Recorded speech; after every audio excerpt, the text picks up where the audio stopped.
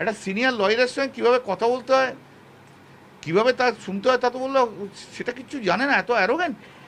আর ওর জন্য আজকে আমাদের চোর চোর চোর চোর চোর চোর শুনতে হচ্ছে। রিট পিটিশন না, এটা ক্রিমিনাল রিভিশন। এটা ওই সিআইডি নিয়ে একটা মামলা ছিল, সিআইডি যে ডেকে পাঠিয়েছে, নোটিশ দিচ্ছে উইটনেস হিসেবে, সেটা ক্রিমিনাল ডিভিশনে আমি মামলা ফাইল করেছি। গত শুক্রবার দিন ভেকেশন বেঞ্চে মামলাটা ছিল, 221 আইটেম, ওই 214-15 পর্যন্ত হলো, তারপর তো ম্যাটার রিচ করলো না। তখন আমি মেনশন করলাম, মেনশন করার পরে সে জজ সাহেব আমাকে বললো বুধবার দিন মামলাটা থাকবে। তো বুধবার দিন মামলা থাকবে, কালকে সকালে মামলা ছিল না লিস্টে। মঙ্গলবার দিন থেকে জানো তো সার্চ হয়েছে অনেক, ক্যামাক স্ট্রিটে, তারপর দিদির অফিসে, সেখানেও আমি উপস্থিত ছিলাম, অনেক দেরিতে গেছি।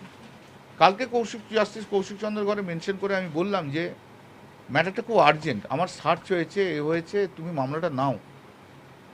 তখন জজ সাহেব বললো ঠিক আছে মিস্টার বন্দ্যোপাধ্যায়, আমি কালকে নেবো। আমি খুব খুবই অসুবিধার মধ্যে রয়েছে, যে কোনো মুহূর্তে অ্যারেস্ট হয়ে যেতে পারে। বললো আমি কালকে নেব, তুমি সকালে এসো, মামলা কালকে আমি নেব।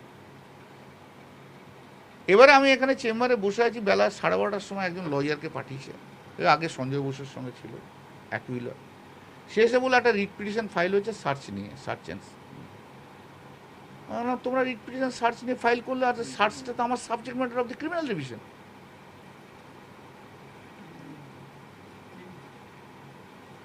তো আগে সার্চ ইলিগাল কি লিগাল তার ভিত্তিতে তো জজ ওখানে অর্ডার দেবে, সেটা সাবজেক্ট ম্যাটার হয়ে গেল আমার। তো আমি তো ওখানে অ্যাফিডেভিট করছি, তো তোমরা একবার কেউ আমাকে জানালে না রিট পিটিশন ফাইল করেছো?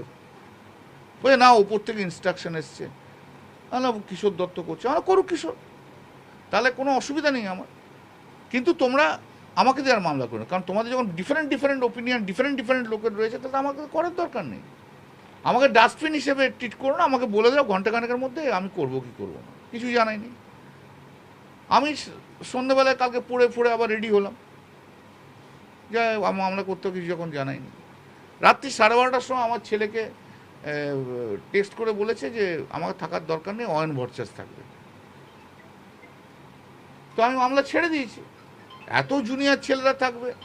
আর আমি 45 ইয়ার্স প্র্যাকটিস, একটা সিনিয়র লয়ারের সঙ্গে কীভাবে কথা বলতে হয়, কীভাবে তা শুনতে হয়, তা তো বললো সেটা কিচ্ছু জানে না, এত অ্যারোগ্যান্ট। এত অ্যারোগ্যান্সের কী আছে? শিক্ষা পায় না, সময় থেকে শিক্ষা পেল না। আমি তো ক্যামাক স্ট্রিটের এমপ্লয়ি নই।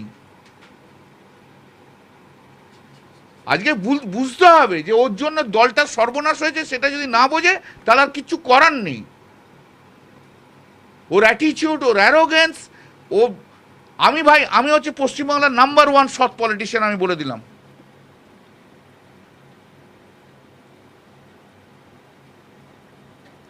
আর ওর জন্য আজকে আমাদের চোর চোর চোর চোর চোর চোর শুনতে হচ্ছে।